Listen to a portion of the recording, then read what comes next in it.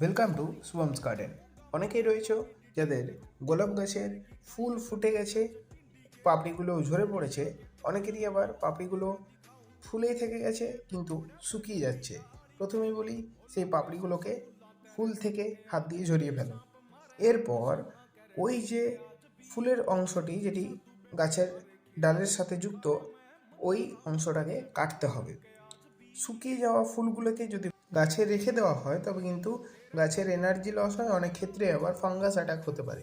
তাই অবশ্যই ওই অংশগুলোকে কাঁচির সাহায্যে কেটে দিতে হবে।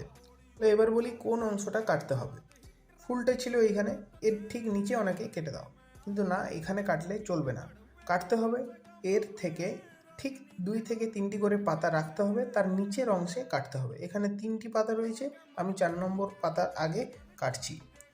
প্রত্যেকেই এই নিয়মে এই ডালগুলোকে কেটে দেবে। ফুল ফুটে যাওয়ার পর এই ডালগুলোতে রেখে কোনো কাজ হয় না। যদি রেখে দেওয়া হয় তবে কিন্তু ওপরের অংশটার থেকে, ওপরের যে নোটগুলো থাকে সেই নোট থেকে শাখা বেরোয়, সেই শাখাগুলো সরু সরু হয়ে যায়, যার কারণে পরবর্তীকালে ফুল ফুটলে ফুলের ভারে ডালটা নিচের দিকে ঝুঁকে পড়ে।